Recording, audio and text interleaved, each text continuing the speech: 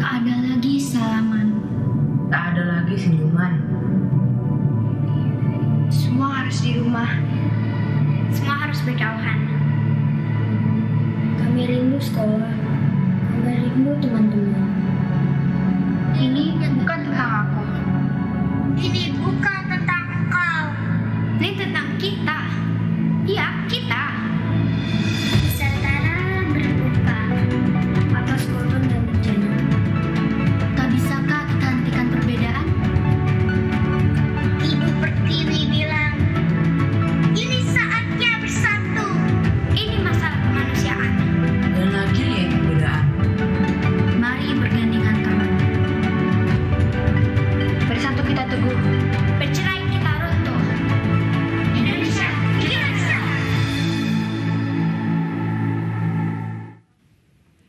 Selamat pagi Bapak Ibu semua, anak-anak Indonesia dimanapun Anda berada di seluruh pelosok. Pagi ini kami akan bicara tentang topik yang sangat penting terkait pengendalian COVID-19. Hari ini sudah hadir bersama kita Ibu Eko dari Kementerian Pemberdayaan Perempuan dan juga Pelindungan Anak. Juga sudah hadir Bapak Victor dari Save the Children, juga saya sendiri dari UNICEF Indonesia. Silakan Ibu Eko. Baik, terima kasih. Terkait dengan topik kita hari ini, saya akan mencoba berbicara tentang survei survei terhadap anak-anak Indonesia tentang COVID-19. Jadi kalau kita bicara tentang survei anak-anak Indonesia tentang COVID-19, kita akan bicara tentang Konvensi Hak Anak. Bahwa di pasal 12 Konvensi Hak Anak itu disampaikan bahwa pemerintah harus memenuhi hak anak. Kemudian yang kedua, melindungi anak dari tindak kekerasan, dan yang ketiga adalah menghargai pandangan anak. Nah, dalam rangka inilah kita membentuk yang namanya Forum Anak Nasional yang sudah ada di 34 provinsi, kemudian sampai dengan di desa di 2098 desa. Nah, terkait dengan partisipasi Forum Anak dalam pencegahan dan penanganan COVID ini, anak-anak di Forum Anak dan anak-anak di Indonesia sudah membuat berbagai program atau berbagai kegiatan. Jadi yang diantaranya adalah membuat himbauan pencegahan COVID dengan bahasa daerah. Kemudian mereka juga membuat fun challenge, jadi melalui TikTok, kemudian melalui surat, mereka juga berkirim surat kepada tenaga medis, dan kemudian ada juga kegiatan yang terkait dengan Time to Know Fun tentang COVID-19. Dan juga survei yang hari ini kita akan sampaikan adalah survei ada apa dengan COVID-19. Jadi yang dilakukan oleh Forum Anak Indonesia, dan kemudian ini dilakukan di 29 provinsi, dilakukan selama 4 hari, tanggal 26 sampai dengan 29 Maret 2020. Nah, pengumpulan datanya, respondennya adalah anak yang berusia di bawah 18 tahun dan 69% respondennya adalah anak perempuan, serta 31% itu adalah anak laki-laki. Nah, terkait dengan hasil survei tersebut, persepsi anak Indonesia untuk survei itu sebagian mengatakan bahwa sumber informasi COVID-19 itu paling banyak diterima melalui platform internet. Nah, kemudian 70% anak mempercayai bahwa informasi yang mereka terima adalah valid, dan mereka 73% anak menganggap bahwa informasi yang mereka terima sudah cukup informatif. Kemudian pengaruh penyebaran COVID-19 pada anak itu adalah mereka menyatakan bahwa sebagian besar anak menjadi sangat waspada terhadap situasi. Namun ada juga yang lebih paranoid, tapi ini juga harus kita waspadai karena mereka juga akan mengganggu psikologisnya atau menganggap hal ini biasa saja, akan membuat anak tidak peduli terhadap kondisi ini. 98% anak merasa bahwa COVID-19 berpengaruh terhadap kebiasaan dan pola hidup mereka yang bersih dan sehat, dan kemudian 74% anak melihat bahwa kondisi lingkungan di sekitar mereka masih banyak yang keluar rumah. Kemudian hasil survei ini juga menunjukkan bahwa ada harapan anak dalam situasi wabah COVID-19. Mereka berharap bahwa wabah COVID-19 ini dapat tertangani, cepat reda, usai dan kembali seperti sedia kala sebelum Ramadan tiba. Kemudian situasi ini juga menjadi momen perekat keluarga. mereka juga berharap bahwa mereka bisa mendapatkan akses internet gratis karena mereka juga banyak belajar di rumah.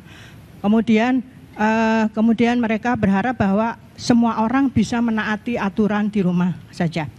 Lanjutan terkait dengan harapan anak untuk situasi COVID-19 itu adalah persepsi anak tentang belajar di rumah dan di rumah saja itu adalah 90% anak menganggap bahwa gerakan di rumah saja itu adalah hal yang sangat penting. Kemudian 58% anak punya perasaan yang tidak menyenangkan selama menjalani belajar di rumah karena mereka sulit untuk berinteraksi dengan teman-temannya. Kemudian yang terakhir itu adalah kita akan berbicara tentang harapan anak tentang program belajar di rumah, bahwa anak ini berharap bahwa tidak banyak memberikan tugas untuk belajar di rumah, kemudian ada komunikasi dua arah dan pelaksanaan pembelajaran yang efektif, kemudian penyediaan fasilitas internet beserta perangkatnya yang mumpuni, dan juga ada penyediaan e-book edukasi dan video kreatif. Yang terakhir, ketika mereka lulus, mereka bisa tetap melakukan wisuda kelulusan. Itu yang bisa kita lakukan terkait dengan survei untuk COVID-19. Ini secara kuantitatif dilakukan oleh Kementerian Pemberdayaan Perempuan dan Perlindungan Anak. Di sebelah kami ada teman-teman dari Save the Children yang akan menyampaikan secara kualitatif ya Pak untuk COVID-19. Kami persilakan Pak. Baik, terima kasih Bapak Ibu Saudara sekalian, adik-adik yang di rumah. Kami dari Save Children adalah lembaga independen yang berusaha untuk sebisa mungkin memenuhi hak-hak anak dan juga perlindungan terhadap anak. Ada 4 hal, yaitu kita ingin anak-anak tumbuh dengan sehat, kita juga pengen sekali merindukan ada anak-anak itu belajar dengan baik dan berkualitas, anak-anak juga bisa terlindungi dari kekerasan baik dalam krisis maupun bencana, dan sudah pasti kita ingin anak-anak mempunyai hak partisipasi. Nah, dalam hal inilah kita berbicara tentang hak partisipasi ini, kita ingin sekali bahwa anak-anak sebagai masa depan keluarga dan bangsa, anak-anak bisa berbicara, anak-anak bisa berpartisipasi dalam berbagai hal, di mana hak ini akan hak untuk mengungkapkan sesuatu, pandangan, mempengaruhi pengambilan keputusan, dan mencapai suatu perubahan. Nah, partisipasi anak ini melibatkan semua anak tidak terkecuali, dan dalam situasi COVID-19 ini, kami ingin sekali anak-anak diberikan partisipasi untuk bicara. Dan dalam pembicaraan ini menjadi strategi pengendalian dan penanganan COVID itu akan lebih tepat dan tidak menimbulkan kerentanan lainnya secara khusus kepada anak-anak. Yuk kita tonton video teman-teman kita bicara apa pandangan mereka tentang COVID kali ini. COVID-19, di mana kita semua melakukan berbagai aktivitas mulai dari rumah. Tidak lupa, anak-anak dan anak muda juga yang melakukan berbagai aktivitas seperti belajar, kuliah online, dan juga kegiatan organisasi dari rumah. Lalu, apa yang mereka lakukan? Situasi aku, kalau menurut aku sih ya, aku ada merasa senang pertama, kedua rasa sedih, dan ketiga itu ada rasa khawatir. Aku senang banget sih. Soalnya kan kita nggak perlu bangun subuh buat siap-siap ke sekolah, dan tugas pun kita bisa ngerjain di rumah, terus kirim online, terus pada hari itu juga kita bisa dapat nilainya. Banyak juga kelas-kelas online yang dilakukan di luar jam mata kuliahnya. Kadang kelasnya itu bisa malam-malam, jadi di luar jadwal yang sebenarnya. Padahal kan pendidikan itu nggak selalu melulu mengerjakan soal-soal yang ada di LKS. Seharusnya siswa dan guru saling berinteraksi satu sama lain kan. Nah, selain itu, karena kita diamnya di rumah, jadi yang kita mainin itu ya media sosial. Di dalam media sosial ini banyak hoax yang beredar yang membuat kita tuh stres ada di dalam rumah. Terus batuk dikit khawatir. Terus kalau keluar pakai masker kayak dilihatin orang gitu, kayak apa gitu, terus kayak dicemooh orang, padahal kan buat melindungi diri gitu. Makanya bikin situasi sekarang jadi mencekam. Untuk pemerintah, kami berharap ada kampanye-kampanye yang dilakukan untuk mensosialisasikan tentang COVID-19 ini, terutama kepada masyarakat yang paling susah mendapatkan akses informasi seperti di televisi, radio, maupun handphone. Untuk Bapak Ibu Guru, terima kasih telah berupaya mengajar kami, memberikan tugas supaya kami tidak keluar rumah. Tetapi jika boleh, kami ingin Bapak dan Ibu juga bisa berinteraksi dengan kami. Ingin kalian menanyakan kabar kami hari ini seperti apa, apakah kami sehat atau tidak hari ini, supaya kita juga lebih siap lagi menghadapi era COVID-19 ini. Untuk masyarakat, Om, Tante, Paman, Bibi, Kakak, Adik, tetap tenang. Jangan sebarkan berita hoax. Jika kita membaca suatu berita yang aneh, cukuplah berhenti di kita, jangan disebarkan lagi. Aku mau tetap di rumah aja. Patuhi anjuran pemerintah. Jangan lupa cuci tangan pakai sabun. Stop hoax dan peduli sesama. Kita manfaatkan waktu di rumah dengan berkarya. Kita harus siap, sabar, waspada COVID-19. Ingat, waspada boleh, borong makanan jangan. Kesadaran kita, harapan semua. Iya, itu suara dari teman-teman kita ya adik-adik. Itu suara yang kami berusaha jaring, dan oleh karena itu mungkin perasaan kita, Bapak Ibu di rumah juga yang sedang melihat acara ini, itulah perasaan kita semua anak-anak. Mungkin ada banyak lain lagi, mereka tidak bisa dibawa ke sini, tetapi dalam situasi belajar di rumah ini, mereka sebaiknya menyuarakan melalui video yang kita baru saja tayangkan. Nah, Bapak Ibu Saudara sekalian, pemirsa yang baik, Indonesia yang ingin cepat sembuh dari COVID ini, rasanya mendengarkan suara anak-anak adalah upaya kita bersama untuk bisa mengatakan bahwa justru dalam situasi ini kita memperbaiki kualitas. Di rumah kita memperbaiki kualitas, dan kemudian dalam situasi seperti ini juga membangun kedekatan dengan anak. Anak-anak sangat memerlukan baik itu orang tua, guru, dan semua komunitas untuk bisa hidup dan saling mengisi saat ini dengan tanpa kekerasan. Karena apa yang kita lakukan ke anak, maka itulah masa depan kita. COVID-19 yang kita alami saat ini merupakan krisis kesehatan global. Dan kita meyakini bahwa anak-anak adalah salah satu dari kelompok rentan yang bisa mengancam kehidupan mereka. Oleh karena itu, di seluruh dunia COVID-19 telah meninggalkan banyak anak tanpa pengasuh, putus sekolah, dan terkena kekerasan serta eksploitasi. Kami ingin mengajak kita semua pemangku kepentingan, pemerintah, masyarakat, lembaga usaha, dan semua kita khususnya masuk ke dalam rumah tangga, keluarga, bapak, ibu, anak, orang tua, guru, dan semua. Kita ingin bersama-sama untuk mendengarkan lebih banyak suara anak dan anak-anak muda agar segala sesuatu yang dilakukan adalah yang terbaik bagi anak-anak kita. Kita melakukan apapun untuk anak-anak kita. Mereka masa depan kita. Krisis COVID akan bisa berakhir, tetapi kami mengajak Bapak Ibu Saudara sekalian semua kita, yuk kita bersama-sama tetap perhatikan anak kita dan tetap jaga hak mereka dan usahakan ini saat terbaik untuk memperbaiki kualitas anak-anak. Baik kesehatan, belajar, lindungi dari kekerasan, dan siapkan mereka untuk terus berpartisipasi untuk menyuarakan suara mereka. Begitu mungkin saya lanjutkan. Ini kalau tadi bicaranya tentang secara kualitatif anak-anak ngomong, tapi teman kita di UNICEF punya sebuah survei yang luar biasa yang menolong kita untuk mengerti bagaimana anak-anak itu. Silakan Mbak Kiki dari UNICEF. Baik, terima kasih Pak Victor dari Save the Children, Ibu Eko dari Kemen Pemberdayaan Perempuan dan Pelindungan Anak. Selamat pagi Ibu, Bapak, anak-anak di seluruh Indonesia. Terima kasih atas kesempatan yang diberikan. Senang sekali bisa berada hari ini untuk bicara topik yang sangat penting tentang bagaimana sebenarnya pandemi COVID-19 ini berdampak pada anak-anak. Apa sih yang ada di pikiran mereka saat ini? Apa yang mereka rasakan? Pengetahuan apa yang sudah mereka miliki saat ini, bagaimana mereka bisa melindungi dirinya, bagaimana mereka bisa melindungi orang-orang di sekitarnya. Kemudian pertanyaan tentang apakah anak-anak, remaja percaya bahwa pemerintah bisa menangani ini, dan apa saja sih masukan dari mereka tentang apa yang sebaiknya dilakukan oleh pemerintah untuk bisa mengendalikan atau mengatasi pandemi COVID-19 ini. Kami dari UNICEF, kami lembaga PBB yang punya mandat untuk pemenuhan hak anak.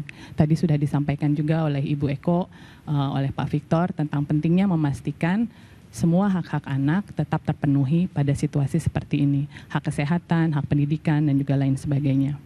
Di awal Februari ketika kita sudah mendengar banyak sekali kasus COVID-19 di berbagai belahan dunia, kami berinisiatif untuk melakukan sebuah jejak pendapat melalui platform yang dikelola oleh UNICEF bernama YouReport, di mana sudah ada lebih dari 100.000 anak muda yang tergabung di sana. Kami melakukan jejak pendapat untuk mengetahui apa sih pemahaman mereka sebenarnya tentang COVID-19. Kemudian dari mana sih mereka mencari informasi tentang COVID-19. Kemudian apakah mereka merasa berisiko. Kemudian apakah mereka tahu bagaimana cara mencegah penularan. Kemudian pertanyaan tentang kepercayaan mereka tentang apakah pemerintah mampu menangani ini. Survei ini kami lakukan, ada hampir 4.000 responden, terdiri dari anak-anak usia 16 sampai dengan 18 tahun, gendernya cukup balance antara laki-laki dan perempuan, dan mereka menjawab pertanyaan ini secara sukarela. Dari sana kita mendapatkan temuan bahwa saat itu ya Februari, kondisinya kita bahkan belum mengumumkan bahwa ada kasus di Indonesia saat itu. Yang cukup menarik adalah hampir 25% anak bahkan tidak tahu sama sekali tentang COVID. Saat itu ya, hasil surveinya menunjukkan seperti itu. Kemudian mereka tahu gejalanya apa, sebagian besar, tapi tidak tahu cara penularan, cara pencegahan yang benar. Mereka menyebutkan misalnya 34% cuci tangan, tapi tidak menyebutkan cuci tangan pakai sabun. Kemudian temuan yang menarik lainnya adalah ternyata tingkat kepercayaan terhadap pemerintah cukup tinggi. 70% anak percaya bahwa pemerintah bisa menangani ini dengan baik. Kemudian temuan yang lain adalah sekitar 50-60% anak berpikir bahwa informasi yang diberikan saat itu di bulan Februari untuk anak-anak belum mencukupi untuk membuat mereka bisa melindungi dirinya. Berdasarkan informasi itu kemudian kami mengembangkan beberapa inisiatif. Salah satunya adalah dengan membuat chatbot, jadi chat tapi dijawab otomatis oleh robot begitu ya.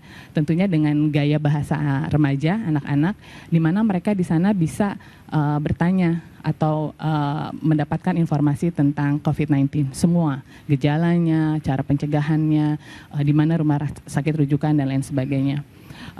Berdasarkan temuan itu juga kami kemudian bekerja sama dengan sangat erat dengan pemerintah di bawah koordinasi gugus tugas penanggulangan COVID-19.